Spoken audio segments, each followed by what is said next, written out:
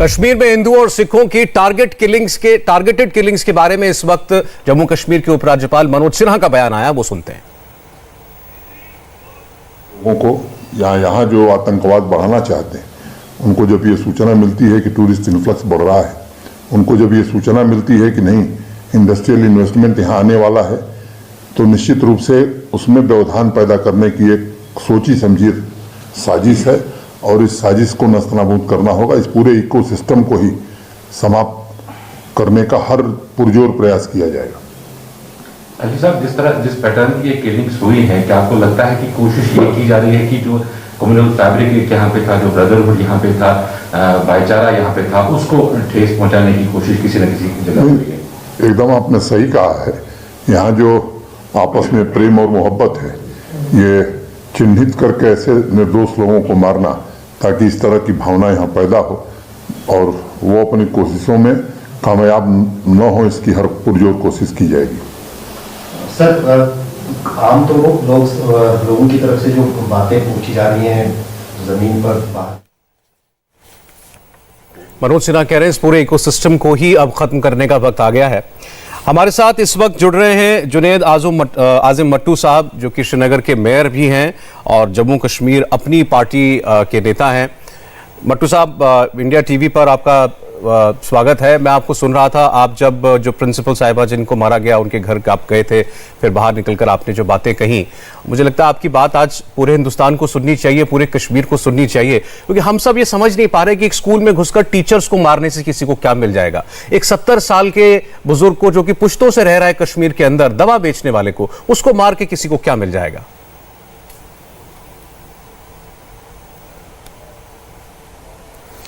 ये टेररिज्म है। टेररिज्म का मायने क्या होता है? किसी को टेरराइज करना, जुल्म तशद्दुद करना, उसकी न कोई जस्टिफिकेशन होती है, न कोई रूट कॉज होता है। टेररिज्म का जेनेसिस टेररिज्म ही होता है, लोगों को टेरराइज करना। हमारी माइनॉरिटी कम्युनिटी को टेरराइज करने की फिर कोशिश की जा रही है। ये एक सस्टेन्ड एफर्ट है टारगेटेड किलिंग्स का। वो मक्खन लाल बिंद्रू साहब हों, वो वीरेंद्र पासवान साहब हों, वो सुपिंदर कौर हो, वो दीपक चंद हो, या मोहम्मद शफी लोन हो, जिनको नायद खाई में हलाक किया गया, कत्ल किया गया। ये सस्टेन्ड एफर्ट्स हैं इन एलिमेंट्स के, इन टेररिस्ट्स के, कि ये कश्मीरी अवाम को टेरराइज करें और हमें तरक्की की राह पे गामजन ना होने दें, हमें अमन की राह पे गामजन ना होने दें, और एक और पुश्त का जो मुकद्दर है उसको तबाह बर्बाद करें। इनके इंटेंशंस हमेशा क्लियर थे, इनके इंटेंशंस में कभी कोई एम्बिग्विटी नहीं थी। जैसा कि ऑनरेबल एलजी साहब ने कहा है, उन्होंने दुरुस्त कहा, ये एक इकोसिस्टम है। इस इकोसिस्टम के बहुत मैनिफेस्टेशंस हैं। गोली कौन चलाता है, सोच किसकी है, सैंक्टिटी कहाँ से आती है। लेकिन as a Kashmiri, not just as mayor of Srinagar, मेरा ये मानना है और मैंने ये बात बिल्कुल साफ शफाफ अल्फाजों में बयान की है कि माशरती तौर हमें एज अ कम्युनिटी ढाल बनना चाहिए। जो हमारी माइनॉरिटीज़ हैं, जो हमारे भाई बहन हैं, उनके सामने ढाल बन के खड़ा रहना चाहिए और एक आवाज़ में, बुलंद आवाज़ में, बबांगे दुहल ये बताना चाहिए कि हम ये नहीं होने देंगे। हम अपनी जान से उनकी जान की हिफाजत करेंगे। और सबसे अहम जो बात है कि ये जो हम कहते हैं मिलिटेंट हैं, अननोन गनमैन हैं, इस बकवास को बंद करने का टाइम आ गया है। ये कोई मजहब इसको सैंक्टिटी नहीं दे सकता। इस्लाम तो बिल्कुल क्लियरली कुरान शरीफ में कहता है कि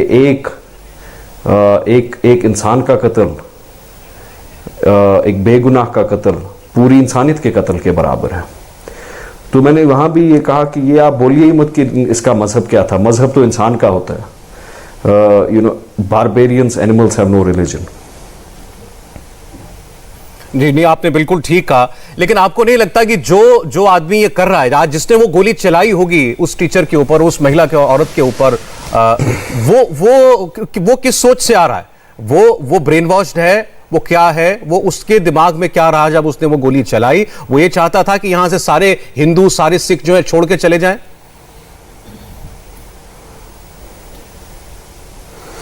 देखिए, ऐसा तो नहीं है कि वो आइसोलेटेड इंसिडेंट है, किसी की जाती कोई एक इंक्लिनेशन होगी, या इसके पीछे एक सस्टेन्ड एफर्ट होगा, इसके पीछे डायरेक्शंस होंगी, इसके पीछे एक मैकेनिज्म होगा।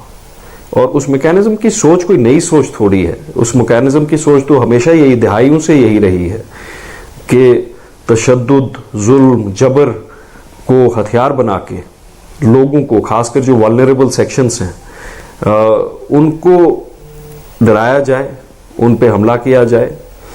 और कश्मीरियत जो है, कश्मीरी अवाम जो है, जो एक आपस में बहुत ही सिंक्रेटिक लोग हैं, हिंदू, मुस्लिम, सिख, ईसाई, बौद्ध, जो हमारी एक हिस्ट्री है आपसी भाईचारे की, उस पर अटैक करें, उसको फ्रैगमेंट करें।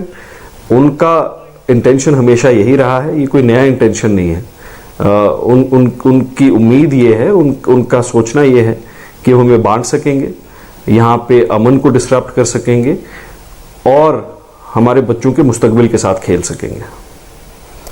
लेकिन मट्टू साहब ये बताएं, एक तरफ सरकार जो है वो ये कोशिशें कर रही है कि जो कश्मीरी पंडित कम्युनिटी थी, इसका एक्सोडस हुआ 90s में, उसको हम वापस लाएं। आपकी ओर से भी कोशिशें होती होंगी। अब उनका तो भरोसा हिल गया ना, उसको तो रिस्टोर करना पड़ेगा।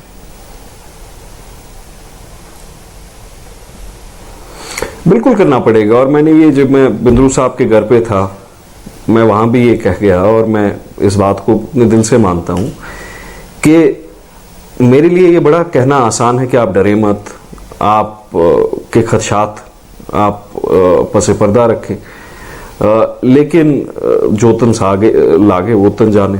ये एक उनको पता है वो किस एप्रहेंशन से, एंग्जाइटी से गुजर रहे हैं। और हमें रेस्टोर करना पड़ेगा सोशल लेवल पे, कम्युनिटी लेवल पे।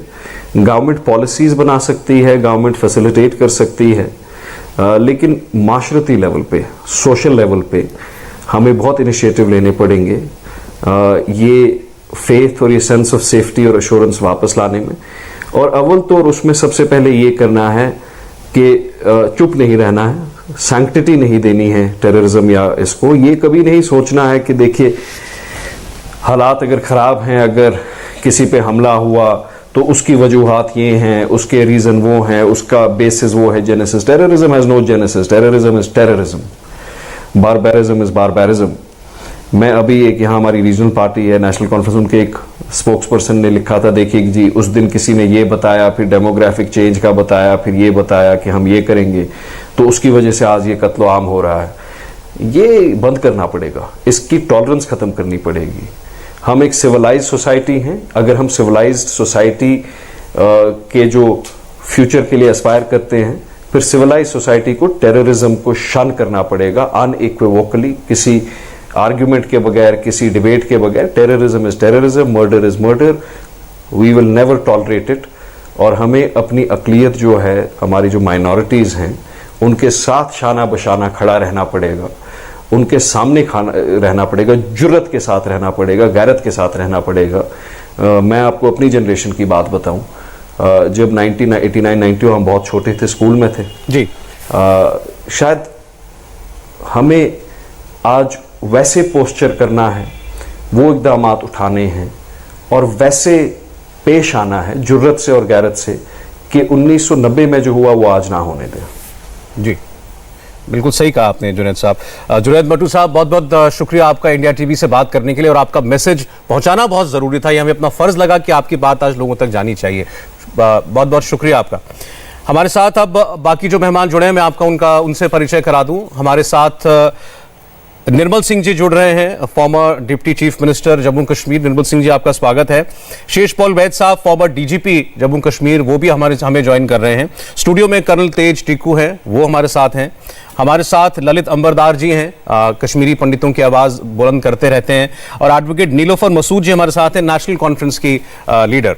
मैं निर्मल सिंह जी, आपसे मैं शुरुआत करना चाहता हूँ। अभी आपने सुना आज़िम मट्टू जो थे, मुझे लगता है आवाज नहीं जा रही है निर्मल सिंह जी तक हमारी।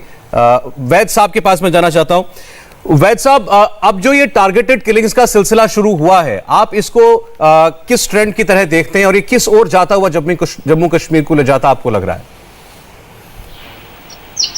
देखिए, एक नई रणनीति के तहत ये किया जा रहा है। एक जैसे जुनेद को मैं सुन रहा था, जुनेद मट्टू जो मेयर हैं, एक इसके पीछे एक सोच है और मुझे ये याद दिलाता है 1990 में जब पलायन हुआ था कश्मीरी पंडितों और सिखों भाइयों का, जब इस तरह की टारगेटेड किलिंग की गई।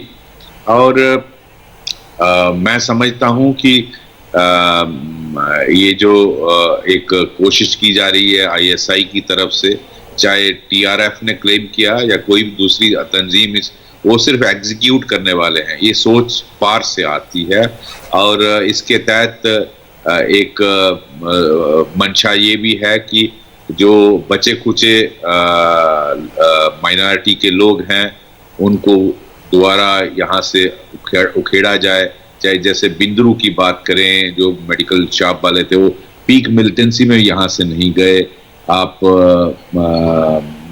बात करिए उस जो टीचर हैं, उनको एक गवर्नमेंट की जो प्राइम मिनिस्टर पैकेज है उसके तहत लगाया जा रहा था। डिफरेंट डिपार्टमेंट में जो वैकेंसीज हैं कश्मीरी माइग्रेंट की वैली में, वहाँ उनको तैनात किया जाता है। ये एक उसकी तरफ भी एक इशारा है कि ये हमें मंजूर नहीं है। 370 के बाद जो हालात बेहतर होने लगे, ये उसको भी एक चैलेंज करता है। जैसे आपने देखा पत्थरबाजी के इंसिडेंट कम हुए, टेररिस्ट लीडरशिप एलिमिनेट हुई, टेररिस्ट रैंक्स कम हुए, हथियारों की कमी होना शुरू हुई। तो ये इस तरह का टेररिज्म चलाना, किसी इनोसेंट दुकानदार रेडी वाले को, ट्रांसपोर्ट यूनियन के प्रेसिडेंट को या स्कूल टीचर को मारना कोई बहुत बड़ी बहादुरी की बात नहीं है। आपको ये जो इस किस्म का टेरर चलाने के लिए 3-4 ग्रुप बनाने हैं 2-2 टेररिस्ट के, और उनको पिस्टल हाथ में देनी, ग्रेनेड देना है, और ये सारा आप आतंक फैला सकते हो। लेकिन इसका इम्पैक्ट बहुत होता है, लोगों में एक डर का माहौल पैदा हो जाता है। अब जब आप में सिक्योरिटी फोर्सेस के साथ लड़ने की हिम्मत ना रही हो तो अनआर्म्ड सिविलियंस को टारगेट करना बहुत आसान है। लेकिन ये एक उस कश्मीरियत पर भी एक घाव है जो हिंदू मुस्लिम भाईचारा रहता था। और ये एक मैसेज है उन लोगों के लिए जो गवर्नमेंट कोशिशें कर रही थी माइग्रेंट्स को हालात बेहतर होने के बाद कश्मीर में लाने की, और जो 370 को हटाने के बाद जो बाहर के लोगों से अपील की गई आप आइए इन्वेस्ट करिए यहाँ। तो ये मैसेज ISI देना चाहता है इस तरह के हादसे करके कि यहाँ हम अभी भी टारगेट कर सकते हैं जिसको चाहें जब चाहें। तो ये बेसिकली वो सोच है जो hardcore Islamic terror, classical terror है। ये उस रणनीति के तहत किया जा रहा है कि यहाँ आपको हम सुरक्षित नहीं रहने देंगे। ये बेसिकली उसके पीछे ये सोच। आपने जो बात कही डीजीपी साहब, मैं आप वो ले जाना चाहता हूं निर्मल सिंह जी के पास। निर्मल सिंह जी, आपने अभी सुना SP वैद साहब का कहना है ये कट्टर इस्लामी आतंकवादी सोच है जो बर्दाश्त नहीं कर सकती कि यहां पर अमन रहे कश्मीर के अंदर। बहुत से लोग पहले से कहते आए थे कि कश्मीर के अंदर जो कुछ हो रहा है ये इस्लामी टेररिज्म है, इसे कभी आजादी का नाम दे दिया जाता है, कभी कुछ और तहरीक का नाम दे दिया जाता है। लेकिन अब जो कोशिशें सरकार कर रही है, क्या उसके लिए एक झटका है? नहीं, ये कारवां तो रुकेगा नहीं। इनकी कोशिश है कि उसको झटका देने की, लेकिन ये रुकेगा नहीं। आप देखेंगे जिन्होंने ये घिनौना कार्य किया है उनको उनके इंतजाम तक पहुंचाया जाएगा।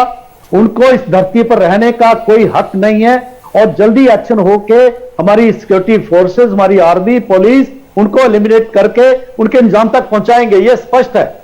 लेकिन ये मैं कहना चाहूंगा कि ये जो लोग हैं, ये लोग अपने आप को बहादुर कहते हो, वो पाकिस्तान जो जिनकी आर्मी के बात सुने, लोगों की बड़ी बहादुर आर्मी है, वो आर्मी जिसने 90,000 ने सरेंडर किया था, उस आर्मी के शह के ऊपर ISI के शह पर ये यहां पर काम करते हैं। और ये अभी इन्होंने देख लिया 4-4 लड़ाइयां जो है थोपी, फिर इन्होंने प्रॉक्सी वार से देख ली, पुलवामा जाके सिर्फ ही हमने सिक्योरिटी फोर्सेस के ऊपर अटैक करना शुरू कर दिया। ये जो है उस समय हर जगह उन्होंने मात खाई है, इनके कमांडर मारे गए हैं। अभी ये जो स्लीपर सेल्स हैं, अननोन लोग हैं जो उनको लगा के इनोसेंट लोगों को, गरीब लोगों को मारना और इस तरीके से औरतों को मारना, इस प्रकार की जो उन्होंने बात की है, ये कभी भी जो है इसमें कामयाब नहीं होंगे। मैं स्पष्ट कर देना चाहता हूं, आज मैं जुनैद भट्टू साहब को सुन रहा था, मैं जब जावेद दार को शहीद हो गए कुलगाम में वहां गया था, मैंने देखा आज कश्मीर में एक बड़ी जो है एक आवाज उठ रही है इस प्रकार की बातों के ऊपर कि क्यों नहीं लोग बोल रहे। आज जुनैद भट्टू खुल के बोले हैं, शायद गांधी जी ने देखा था कि कहा था 1917 रे ऑफ होप मुझे कश्मीर से दिख रही है, लेकिन आज पहला नेता है जो देख रहा हूं कि जिसने खुल के कहा कि टेररिज्म इज टेररिज्म। बाकी बड़े बड़े नेता, मुख्यमंत्री, जो लोग जिन्हें 17 साल जिनके खानदानों ने यहां पर जो है रूल किया, ठीक है, ठीक है। उधर की देखिए निर्मल सिंह जी, हमारे साथ 2 कश्मीरी पंडित कम्युनिटी के लोग हैं, और ये जो कुछ हुआ है कश्मीर के अंदर, वो तो जो कश्मीर का रहने वाला है वो सबसे ज्यादा महसूस कर सकता है। आप भी जम्मू कश्मीर के हैं। ललित अंबरदार, आपकी बात सुनकर कुछ कहना चाह रहे हैं। सर, आपने महात्मा गांधी का नाम लिया।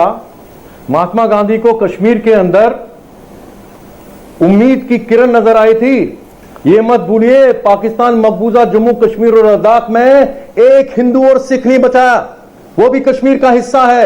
बारामूला तक आए थे, ईसाइयों को तक नहीं छोड़ा उन्होंने वहां पे। और जो कश्मीरी हिंदू जम्मू के डोगरा जो वहां पे मकबूजा जम्मू कश्मीर पे रहते थे, उनमें या तो कन्वर्ट हो गए, या तो भाग गए, या तो मर गए। तो प्लीज महात्मा गांधी को मत कोट कीजिए, इसको शुगर कोटिंग मत कीजिए। कश्मीर जहां तक मिलिट्री प्रॉब्लम है सर, फिर मैं बोलूंगा। कश्मीरी हिंदू का नरसंहार 32 साल पहले किन नारूंग, सर एक मिनट, किन नारूंग की पृष्ठभूमि में हुआ। यहां क्या चलेगा, निजाम मुस्तफा, कश्मीर में रहना होगा, अल्लाह अकबर कहना होगा। वैद साहब ने, मैं दाद देता हूं उनकी, उन्होंने उसको नाम दिया है जो इस मुसीबत का नाम है। इस्लामिज्म है ये, पैन इस्लामिज्म है ये। आप जब डिप्टी चीफ मिनिस्टर थे जम्मू कश्मीर के, आपके अकबर लोन, क्या नारा लगाया अपनी असेंबली में उसने, पाकिस्तान जिंदाबाद। आपने क्या किया, बाहर पत्रकारों ने उस अकबर लोन से पूछा क्यों बोला, बोलता मैं मुसलमान हूं, बावुक हो गया। अब्दुल्ला परिवार ने उसको प्रमोट कर दिया, लोकसभा में भेज दिया। आज की तारीख में सर आपको भी बता रहा हूं, लोकसभा बारामूला का जो रिप्रेजेंटेटिव है ना लोकसभा में, वो है जो पाकिस्तान से इसलिए नारा लगाता है क्योंकि मुसलमान है वो। ये है आपका मेन स्ट्रीम नेशनल कॉन्फ्रेंस, ये आपकी जो मेन स्ट्रीम आपकी महबूबा मुफ्ती की पीडीपी, उनका एजेंडा जिनके साथ आपने समझौता किया था, उनका एजेंडा है सेल्फ रूल। सबसे ऊपर उस सेल्फ रूल पे लिखा हुआ है पाकिस्तान और मैं आऊंगा निर्मल सिंह जी, जॉइंट कंट्रोल होगा जम्मू कश्मीर और लद्दाख के ऊपर। ठीक है अंबरदार जी, कश्मीर के अंदर। अंबरदार जी एक मिनट, आपने जो बातें कही है उनका जवाब तो मैं ले लूं। निर्मल सिंह जी मुझे 1 मिनट का वक्त दीजिए, टीकू साहब भी बैठे हैं, मैं नीलोफर जी के पास अंबरदार जी मैं आ रहा हूं, दोबारा आ रहा हूं। आपने वैद साहब को कोट किया, आपने कहा ये इस्लामी आतंकवाद है, इसको इस्लामी आतंकवाद बोलो। जुनैद भट्टू ने बोला टेररिज्म को टेररिज्म बोलो, मिलिटेंट कुछ नहीं होता। आप इससे सहमत हैं नीलोफर जी? देखिए, जो अंबरदार जी यहाँ पर बोल रहे हैं ये सही बात नहीं है। आप मुझे बताइए, एक टेररिज्म जो है, इस टेररिस्ट अटैक में पिछले 5 दिनों में एक मुस्लिम भी है। ये कोई एक कम्युनिटी नहीं है कि हम एक क्या बात कर। नीलोफर जी प्लीज, आपको मुझसे ज्यादा पता होगा। आज स्कूल के अंदर आई कार्ड देखकर मारा, आई कार्ड चेक किया। टेररिज्म विद रिलीजन, आप एक रिलीजन को एक टेररिज्म के साथ नहीं जोड़ सकते। फिर जो कश्मीर में हो रहा है, क्या वो इस्लाम के नाम पर नहीं हो रहा? क्यों हम इसको इतना ढक छुप के बोलते हैं? Islam is the religion of peace. इनको क्यों भेजा था फिर? इनको किस सोच ने, कर्नल टीकू को, अंबरदार जी को, इनको किस सोच ने भेजा कश्मीर से बाहर? कर्नल टीकू मुझे अच्छा नहीं लग रहा आपकी बात सुनकर नीलोफर जी। इसमें आप शुगर कोटिंग अच्छा नहीं क्या? नीलोफर जी प्लीज, क्या गोलियां चलाइए? नीलोफर इस्लाम ये नहीं कहता। नीलोफर जी प्लीज, मैं नहीं जानता इस्लाम क्या कहता है। कश्मीर में इस्लाम के नाम पर जो हो रहा है वो तो बोलिए। नीलोफर जी आप प्लीज इसको शुगर कोट मत कीजिए। जो आज स्कूल में हुआ सफा कत्ल में, वो पहले चेक किया गया वो कौन है, और वो मुस्लिम नहीं है इसलिए उनको अलग करके मार दिया गया। और आप कह रहे हैं Islam is a religion of peace, हो सकता है maybe it is a religion of peace, लेकिन पूरी दुनिया में हर जगह इस्लामी कंट्रीज में क्यों इतनी दहशत है, क्यों इतना तशद्दुद है? आप ये इसका बात का जवाब दीजिए। दूसरी बात मैं ये कहना चाहता हूं, ललित अंबरदास जी ने आपको नारे बताए कि क्या नारे देकर लोगों को मारा जाता था, लेकिन मैं आपकी बात का जवाब नहीं देना चाहता, मैं कुछ और मुद्दे पर आना चाहता हूं। सबसे पहले मैं जुनैद मट्टू साहब को मुबारकबाद देना चाहता हूं, वो पहले कश्मीरी मुस्लिम पॉलिटिशियन है जिन्होंने खुल के आज बात करी। नहीं तो क्या होता है, फारूक साहब है, महबूबा मुफ्ती है, कश्मीर में एक ही मुद्दे पर अलग बयान होगा, दिल्ली में अलग बयान होगा, और ये जो ब्रोकन लैंग्वेज है उनकी, ये जो डबल स्टैंडर्ड्स है, उसने कश्मीर को बर्बाद करके रखा। जहां तक आज की ये पिछले 2 दिन में कत्लो गारत का सिलसिला शुरू हुआ, देखिए ISI पाकिस्तान में एक ऑर्गेनाइजेशन है जिसको ये काम दिया गया है कि इंडिया के ऊपर आप 1000 कट मारो ताकि वो खून वहां इंडिया में बहता जाए। तो वो ऐसे हम जैसे लोग नहीं है, वो बहुत सोच समझ के बात करते हैं।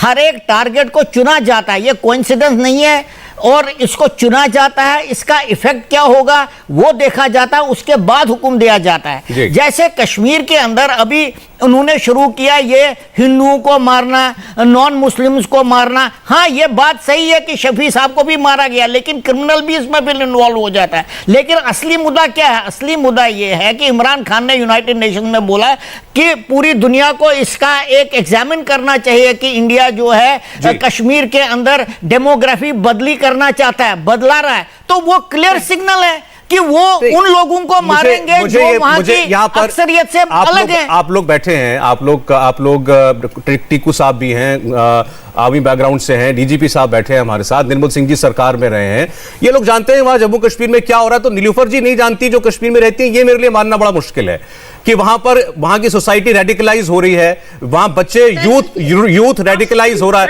पुलवामा का हमला करने वाला लड़का वो किस सोच से गया था, बताइए नीलूफर जी। पुलवामा का हमला करने वाला लड़का किस सोच से गया था? पहले मैं आपको ये बोलना यहाँ पर जानना बहुत जरूरी समझती हूँ। पहले हमें इस चीज की निंदा करनी चाहिए कि इतनी सिक्योरिटी होकर भी Jammu Kashmir is the most militarised zone in the world.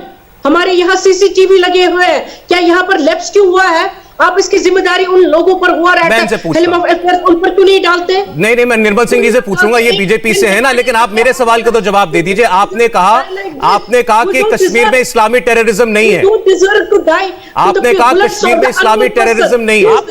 You invited Pakistanis, you invited militants, you invited terrorists, you invited jihadis and you supported them. क्या बात बोल रहे हो? और फिर आप इल्जाम किसी मुस्लिम कम्युनिटी को दे रहे हैं। अरे मुस्लिम कम्युनिटी को नहीं दे रहे हैं, कोई दुनिया के हर मुसलमान को कश्मीर का दोष नहीं दे रहा है, ना हर कश्मीरी मुसलमान को दे रहा है मैडम, लेकिन जो वहां आतंकवादी आ रहा है वो कट्टर इस्लामी टेररिस्ट सोच के साथ आ रहा है।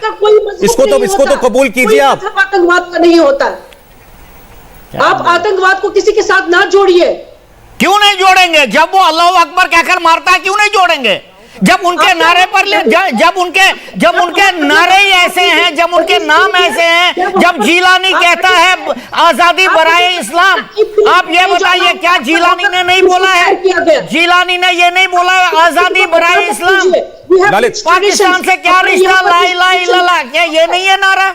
आप ललित जी डिस्टर्ब करने की। सर मैं आपको ये बताना चाहता हूं, ये जो गोलमोल की जो फोक, ये जो इनकी जबानें हैं ना, अब्दुल्लाह और मुफ्तीज की, दिल्ली में कुछ बोलते हैं, कश्मीर में कुछ बोलते हैं, पहले लद्दाख में भी कुछ बोलते थे, जम्मू में भी कुछ बोलते थे। इनको, ये मोहतरमा को याद दिलाइए जो फारूक अब्दुल्ला ने कश्मीरी में हुर्रियत को मैसेज दिया था पब्लिक प्लेटफॉर्म से। क्या बोला था हुर्रियत को? आप अकेले नहीं हो, हम तुम्हारे साथ है, ये हमारी सांझी लड़ाई है। क्या मतलब था उनका? आजादी बराए इस्लाम फारूक अब्दुल्ला की सांझी लड़ाई है। जब फारूक अब्दुल्ला इलेक्शन लड़ रहे थे लास्ट टाइम, क्या बोला था उन्होंने? हमारे बच्चे नौकरी के लिए नहीं मरते, हमारे बच्चे टूरिज्म के लिए नहीं मरते, कौम के लिए मरते हैं। कौन सी कौम? जिन्ना की 2 नेशन थियरी वाली इस्लामिस्ट कौम। आप पाकिस्तान के नाम पे आपने कभी पाकिस्तान के खिलाफ नारा उठाया है? कश्मीर के अंदर जो मुसलमान मरता है वो इसलिए नहीं मारते उसको क्योंकि मुसलमान है, उसको इसलिए मारते हैं क्योंकि उसका हिंदुस्तान के साथ ताल्लुक है, इसलिए उसको भी काफिर समझते हैं। मेरा हीरो है, मुझे आपकी सर्टिफिकेट की जरूरत नहीं। ललित जी एक मुझे क्योंकि आज ये बहस वैद साहब हमारे साथ है, वैद साहब ने बोला ये इस्लामी टेररिज्म है। कश्मीर की main stream political party national conference के प्रवक्ता वैद साहब, उनका रिएक्शन आपने देख लिया आपके स्टेटमेंट के ऊपर, क्या कहेंगे आप? कश्मीर में जो हो रहा है उसका इस्लामी टेररिज्म से कोई लेना देना नहीं है? नहीं, ऐसा बिल्कुल नहीं है। It is classical Islamic terror being spread by ISI from across. There is no doubt about it. But मैं एक बात जरूर कहूंगा और ललित अंबरदास जी को तायद करूंगा, इसमें बहुत सारे मुस्लिम मारे गए, इसमें इनफैक्ट सबसे ज्यादा नंबर मुसलमानों का है, लेकिन उनको इसलिए धर्म के बेसिस पे नहीं मारा है, उनको इसलिए मारा गया कि वो भारत का झंडा उठाते हैं। भारत के साथ उनको या तो सिक्योरिटी फोर्सेस का सोर्स समझा जाता है, सिक्योरिटी फोर्सेस का इन्फॉर्मर समझा जाता है, इसलिए मारा जाता है। तो ये आईएसआई जो इंप्लीमेंट कर रही है टीआरएफ के थ्रू, लश्कर के थ्रू, जैश के थ्रू, ये इंटरनेशनल एक जो पूरा पैन इस्लामिक टेररिज्म ये कश्मीर में वही हो रहा है 90 से, और एक सोची समझी सोच के साथ। तो पहले कश्मीरी पंडितों को वहां से भगाया गया, सरदारों को भगाया गया, और वो मुसलमान भी वहां से भागे जो भारत के साथ चलते थे, फोर्सेस के साथ चलते थे। और अब ये कोशिश है कि जो लोग बचे खुचे हैं उनको भी कहां कैसे निकाला है। बिंद्रू जैसे आदमी को, अब बिहार का एक लेबर रेडी वाला जो अपनी रोजी कमा रहा था, उसको मारने का मतलब यही है कि आप यहाँ वेलकम नहीं हैं, हम अपने हिसाब से यहाँ चलाएंगे। तो ये बात हर एक कश्मीर के आदमी को समझना चाहिए। वैद साहब मैं एक चीज आपसे पूछना चाहता हूं सर, एक सवाल आपसे और। अभी जो जुनैद मट्टू बोल के गए कि कश्मीर के लोग बाहर निकले प्रोटेस्ट करें, जब ऐसे वाक्य होते हैं कश्मीर की सोसाइटी बाहर निकल के प्रोटेस्ट क्यों नहीं करती? मैं कह रहा हूं नीलोफर मसूद जी सड़क पर जाकर प्रदर्शन क्यों नहीं कर रहे कि हाय हाय के नारे लगाएं जिन्होंने गोली मारी है उनको? तो क्या कश्मीर की सोसाइटी भी रेडिकलाइज हुई है? कश्मीर का यूथ रेडिकलाइज हुआ है? देखिए, जुनैद मट्टू एक नई सोच के जवान आदमी है और मैं वेलकम करता हूं। निर्मल सिंह जी जो कह रहे थे, मैं बिल्कुल उनसे सहमत हूं। एक अच्छी सोच, नए सोच के जवान लड़के हैं और मैं उनको मुबारकबाद देता हूं जो टेररिज्म को टेररिज्म बोलता है। ऐसा ही चाहिए हर आदमी को कश्मीर में बोलना और इनको आइसोलेट करना। जो कश्मीर में मेजॉरिटी लोग हैं वो टेररिज्म के फेवर में नहीं है। लोगों में गोली की, गन की दहशत है।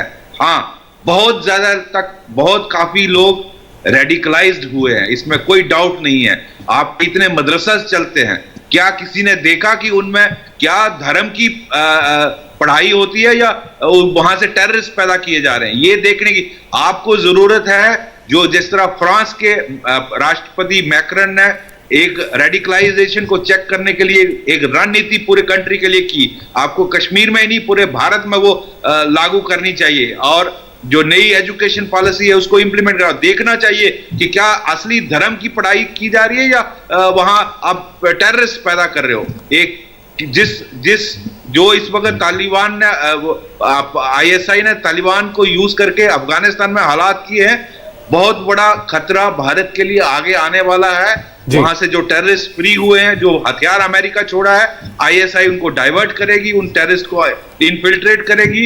इसलिए हमें एक पूरी कंपोजिट पॉलिसी बनाने की जरूरत है आने वाले दिनों में और उसको इंप्लीमेंट करना चाहिए कश्मीर में नहीं पूरे भारत। आपने कहा कश्मीर का बच्चा क्या पढ़ रहा है ये कोई जाकर देखे। तो निर्मल सिंह जी आपकी आप आज देश में आप हैं, कश्मीर में आप हैं, पहले तो आप सरकार में कश्मीर में भी रहे, उस वक्त इस पर काम किया आपने? देखिए उस समय माहौल कैसा था आप बेहतर जानते हैं। हमने अंदर जाके देखा कि किस तरीके की सरकार चलती है, वहां का माइंडसेट क्या है, लीडर्स का माइंडसेट क्या है, वहां की ब्यूरोक्रेसी का माइंडसेट क्या है। तब एसपी बाद साहब वहां डीजी थे, हमने इकट्ठे काम किया है। तो यही नहीं हो पाया, तभी तो हमने सरकार गिराई, तभी तो 5 अगस्त 2019 आया, तभी तो 370 गया, 35A गया, तभी तो उसी के कारण तो हो रहा है। अभी अमरदार सलाले तो अमरदार मेरी बात को दूसरी तरफ ले गए, लेकिन कर्नल टिक्कू ने और डॉक्टर वैद ने मेरी बात को स्पष्ट कर दिया। जब मैंने कहा रियाब होप की बात की, तो पहला कश्मीरी नेता है जुनैद भट्टू जो श्रीनगर का मेयर है, जिसने कहा कि ये टेररिज्म है। और दूसरी बात उसने कही कि हमें बाहर आके इसको प्रोटेस्ट करना चाहिए। अरे भाई, ये जो है एनसी कैसे प्रोटेस्ट करेगी जब डॉक्टर फारूक अब्दुल्ला जो है तालिबान सरकार को ग्लोरीफाई करते हैं। वो कहते हैं कि तालिबान अच्छी सरकार देंगे शरिया के मुताबिक, और तब जब आप कश्मीर में हिंदुओं की माइनॉरिटीज की हत्या होती है तो वो कैसे उसके जो है खिलाफ उसके प्रोटेस्ट करते हैं। मैं एक रिएक्शन ले लूं इस पर, निर्मल सिंह जी, नीलोफर जी का जवाब दीजिए। नीलोफर जी, देखिए, पहले मैं यहाँ पर ये जरूरी कहना समझती हूँ कि आप डाइवर्ट टॉपिक को मत कीजिए जी। कैसे कर रहे हैं? डाइवर्शन दे रहे हैं एक रिलीजन को टारगेट करने के लिए। आप वहीं अटकी हुई हैं, आप वहीं अटकी हुई हैं। क्यों नहीं करते आप इस पर मंथन क्यों नहीं करते कि सिक्योरिटी लैप्स क्यों हुआ, कैसे इस दिन दहाड़े। मैडम आज सिक्योरिटी लैप्स हो गया, सरकार ने क्यों नहीं वहां पे वो था, सिक्योरिटी क्यों नहीं थी, क्यों इंटेलिजेंस सीधे पूछ लिया सवाल। चलिए अब आप मुद्दे पे आइए। लखीमपुर राहुल गांधी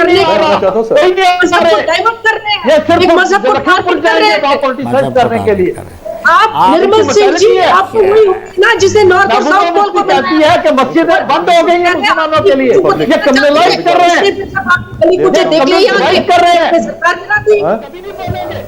यहाँ पर मदरसों में तालीम दी जाती है इस्लाम की, यहाँ पर मदरसों में तलवारें चलाना नहीं सिखाया जाता, गन सिखाया नहीं जाता, जैसे हकानी नेटवर्क अपने मदरसों में सिखाती है, जैसे हकानी नेटवर्क ने सिखाया तालिबान को, जैसे हकानी नेटवर्क ने सिखाया वही है आपके मदरसे। यहाँ पर आम कश्मीरी भी उतना ही डरा हुआ है जितना कि एक ललित में आऊंगा, एक सेकंड।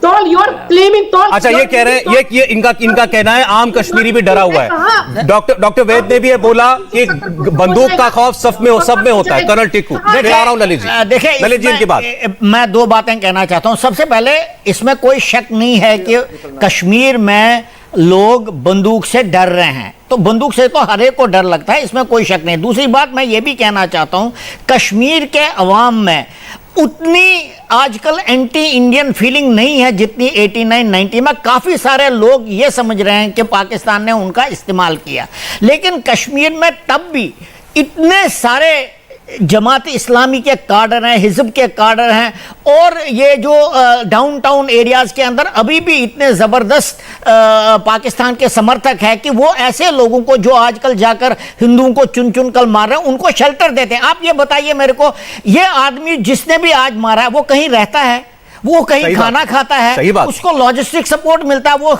दवाई भी लेता है, तो क्या लोगों को पता नहीं है आसपास की वो आदमी कौन है? तो मैं ये मानता हूं कि कश्मीर के अवाम को अगर वो चाहते हैं ये खत्म हो, कश्मीर के अवाम को ही बाहर निकलकर उनको नंगा करना पड़ेगा। बिल्कुल ठीक बात, बिल्कुल ठीक बात। Final comment Lalit Ambardar. Sir आप प्लीज, मैं आपसे रिक्वेस्ट कर रहा हूं, कश्मीर की हालत बहुत खराब है। तालिबान के काबुल कब्जा करने के बाद कश्मीर के, मैं तो सोच रहा था इस बार की सर्दियां बहुत गर्म होंगी, मुझे लगता है कि वो गर्मियां अभी से शुरू हो गई हैं। सुनिए, आप रेडिकलाइजेशन की बात कर रहे हैं, बुरहान वानी, इनको पूछेगा कि बाद में कि वो जिहादी था कि नहीं था। जब वो मरने से पहले दिल्ली की पत्रकार हरिंदर बवीजा हिंदुस्तान टाइम्स की उनको वीडियो इंटरव्यू लेने के लिए गई कश्मीर, उनका जो हेडमास्टर बाप पूछा कि तुमको डर नहीं लगता कि तुम्हारा बेटा मारा जाएगा? वो हेडमास्टर बाप बोलता कि मैंने तो उसको अल्लाह के नाम किया हुआ है। जब बुरहान वानी मारा गया तो वही हरिंदर बवेजा उसी हेडमास्टर बाप के पास गई, पूछा तुम्हें मातम नहीं मना रहे हो? बोले नहीं, मैंने तो उसको अल्लाह के नाम किया था। ये हेडमास्टर बाप की मानसिकता है सर, ये है वहां पे रेडिकलाइजेशन। आपने बताया ये आतंकवादी कहां जाते हैं, ये आतंकवादी निकलते कहां से हैं? आईएसआई तो फंड करता है, 2 आदमी आईएसआई के होंगे, पाकिस्तानी होंगे, 10 तो कश्मीरी होंगे। यासीन मलिक कौन है? ठीक है यासीन मलिक जी, आप जो बात बार बार कह रहे हैं, जो वैद साहब ने बोल दी, टीकू साहब ने बोला, जो बात दुनिया जानती है, वो एक नीलोफर जी के मानने से वो बात खत्म नहीं हो जाती। जो वहां की असलियत है वो पूरी दुनिया समझती है। आप लोगों ने समय दिया, इसका बहुत बहुत शुक्रिया। आज आप लोग कुरुक्षेत्र में जुड़े। इंडिया टीवी हर वक्त हर जगह डाउनलोड करने के लिए सर्च करें India TV news Google play store या ऐप स्टोर पर।